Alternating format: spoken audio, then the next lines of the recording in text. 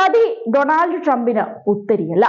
ഇന്ത്യക്ക് അത് നന്നായിട്ടറിയാം. പക്ഷേ മോദിക്ക് ഇപ്പോഴും ട്രംപ് ദൈവമാണ്. പറഞ്ഞു വരുന്നത്, ഇന്ത്യക്ക് നൽകിയിരുന്ന സാമ്പത്തിക സഹായം അമേരിക്കൻ പ്രസിഡന്റ് ഡൊണാൾഡ് ട്രംപ് റദ്ദാക്കിയതിനെ കുറിച്ചാണ്. തിരഞ്ഞെടുപ്പുകളിൽ വോട്ടർമാരുടെ പങ്കാളിത്തം ഉറപ്പുവരുത്താനെന്ന പേരിൽ നൽകിയിരുന്ന ഫണ്ടാണ് ട്രംപ് റദ്ദാക്കിയത്. 21 മില്യൺ US$ ആയിരുന്നു ഈ ഇനത്തിൽ അമേരിക്ക ഇന്ത്യക്ക് നൽകിയിരുന്നത്. അതായത് ഏകദേശം 160 കോടി രൂപ.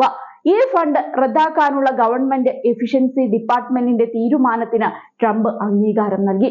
ഇന്ത്യയുടെ സാമ്പത്തിക വളർച്ചയും ഉയർന്ന താരിഫുകളും കണക്കിലെടുക്കുമ്പോൾ ഇത്തരം സാമ്പത്തിക സഹായത്തിന്റെ ആവശ്യകത എന്താണ് എന്നും അദ്ദേഹം ചോദിച്ചു. ഫെബ്രുവരി 16-ന് ഇലോൺ മസ്കിന്റെ നേതൃത്വത്തിൽ ഡോജ് നടത്തിയ പ്രഖ്യാപനത്തെ തുടർന്നാണ് ഈ തീരുമാനം. നമ്മൾ എന്തിനാണ് ഇന്ത്യക്ക് 21 മില്യൺ US$ നൽകുന്നത്? അവർക്ക് കൂടുതൽ പണമുണ്ട്. ലോകത്തിലെ ഏറ്റവും ഉയർന്ന നികുതി ചുമത്തുന്ന രാജ്യങ്ങളിലൊന്നാണ് ഇന്ത്യ. അവരുടെ താരിഫ് വളരെ ഉയർന്നതിനാൽ നമുക്ക് അവിടെ എത്താൻ പ്രയാസമാണ്. ഇന്ത്യയോടും അവരുടെ പ്രധാനമന്ത്രിയോടും എനിക്ക് വളരെയധികം ബഹുമാനമുണ്ട്. ഈ സഹായം ആവശ്യമുണ്ടോ എന്നാണ് അദ്ദേഹം ചോദിച്ചത്. ഇന്ത്യയിലെ വോട്ടർമാരുടെ വോട്ടെടുപ്പിനുള്ള വിഹിതം ഉൾപ്പെടെ US നികുതിദായകർ ധനസഹായം നൽകുന്ന 22 മില്യൺ US$ ചിലവ് റദ്ദാക്കിയതായി ഡോജ് പിന്നീട് പ്രസ്താവനയിൽ വ്യക്തമാക്കിയിരുന്നു.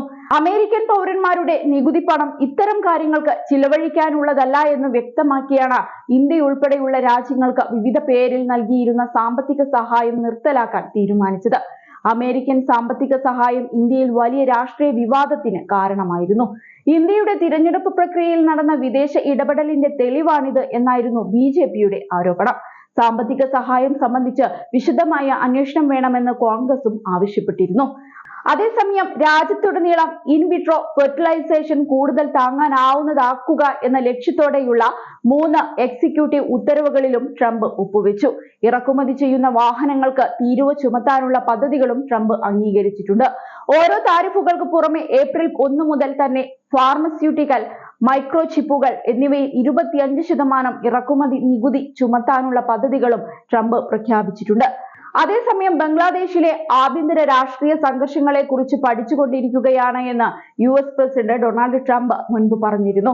ബംഗ്ലാദേശിലെ ഹിന്ദുക്കൾ ഉൾപ്പെടെയുള്ള മതന്യൂനപക്ഷങ്ങളെ ലക്ഷ്യം വെച്ചുള്ള തീവ്ര ഇസ്ലാമിക സംഘടനകൾ നടത്തുന്ന ആക്രമണങ്ങളിൽ ട്രംപ് ഭരണകൂടം ഇടപെടില്ല എന്ന സൂചനയാണ് അദ്ദേഹം നൽകിയത്. അതേസമയം ബംഗ്ലാദേശിലെ സമീപകാല സംഭവ വികാസങ്ങളിൽ ട്രംപുമായി മോദി ആശങ്കകൾ പങ്കുവച്ചതായി ഇന്ത്യയുടെ വിദേശകാര്യ സെക്രട്ടറി വിക്രം മിശ്രയും പറഞ്ഞിരുന്നു.